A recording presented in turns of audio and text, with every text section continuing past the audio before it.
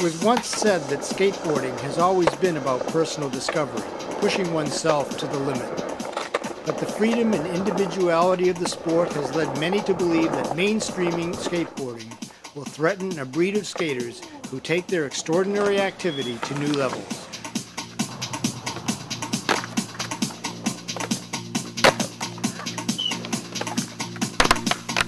It takes a lot of coordination and effort. It's once you learn an ollie, which is the basic trick, everything after that sort of comes with time. You watch kids skate, you watch videos, you look at their foot position and the motion they do it in, and you mimic it basically. And once you get it down, you get it down.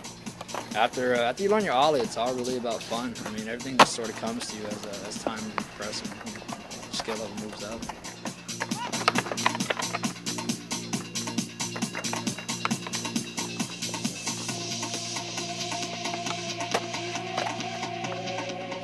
Ollie is just where you snap the back tail and you slide your foot forward. That way it brings your board up off of the ground. It's just the basis of getting your deck from the ground into the air. And once it's in the air, you can do any kind of trick you can think of, pretty much.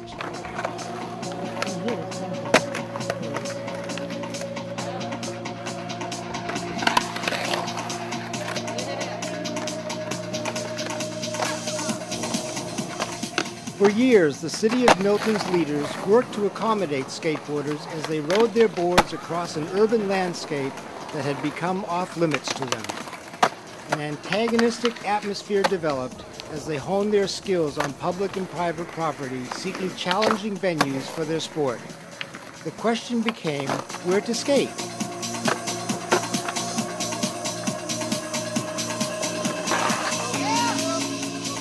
Pat Lunsford is the city councilman who originally wanted to have a skate park 10 years ago. Since then, I guess a lot of petitioning, a lot of fundraising.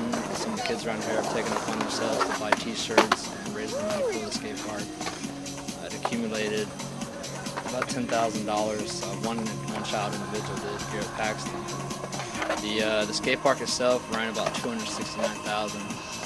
They had to take some funds from local to understand that the park put in. It's been well worth the time, well worth the effort.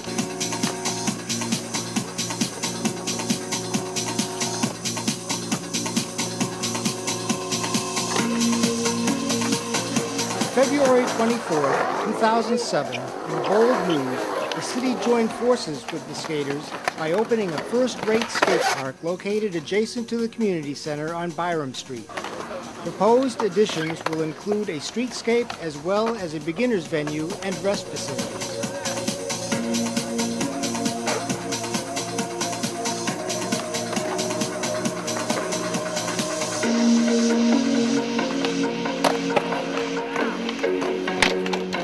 The Milton Skate Park was dedicated to Stephen Morgan. Stephen Morgan's a young skater that died around here, passed away tragically. His mom, a couple of his friends, and a lot of the community is what gathered together to get a lot of the money for the skate park. So we'd like to thank his mom, Tammy Morgan, and Mrs. Morgan. She's done a lot to help us and a lot to help with the fundraisers in the area. And, I'm grateful for her. I'm sorry for her loss.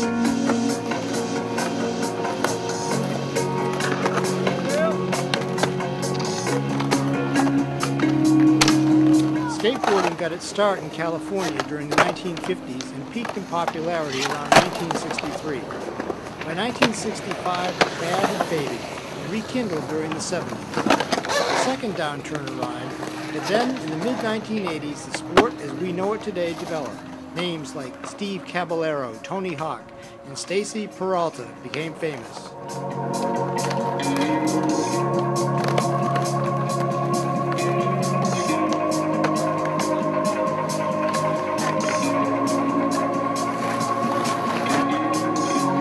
Everybody loves memorabilia, man. I got a board up on the wall back there. It's an old board from one of my friend's fathers. He used to skate when boards used to come out. We had a kid in Milton who had an antique board. It's sort of like a 2x4 with quads on it that he skated. Any old school deck from the Pal Peralta days is a collective item. Caballero's decks, Stacy Peralta's.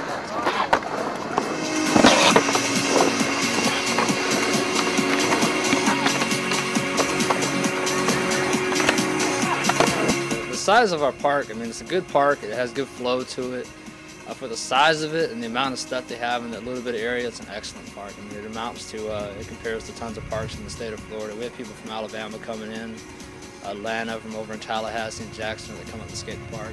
It's different terrain than we're used to. It's a lot of transition, a lot of fluid, a lot of bowl, but it's something fun. It's received real well by a lot of skaters around here.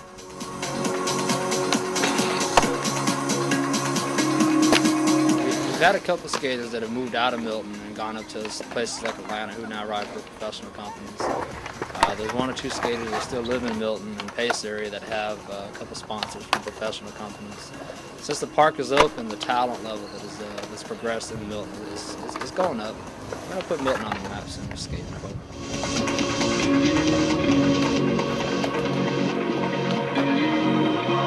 Times when the park gets busy. During the day, the zone is really the older people that show up. Like when school's in, kids show up after school, so the older guys will show up prior to school.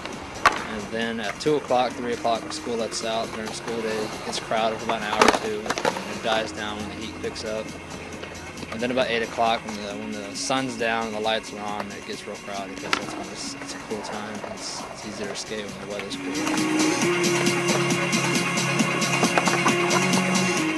Injury-wise, there's no more injuries at the skate park than there is normally skating anywhere.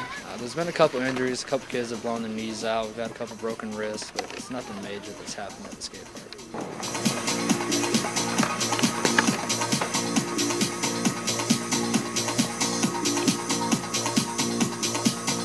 Brad Merrill, with his wife Shelley, are the owners of Beyond Board Skate Shop in Milton, Florida. The professional level skateboards, we sell them to, I mean, that's what promotes us, what keeps skateboarding alive, the industry of skating. These skaters, they work and they work and they work and they skate and they practice, and when they get all the tricks down, they promote themselves to these companies. These companies use their names because kids will follow whoever's better than them. Skateboarding is evolving and no one is sure of the direction it will take. New tricks and maneuvers are being developed, and skaters themselves are unique as a sport.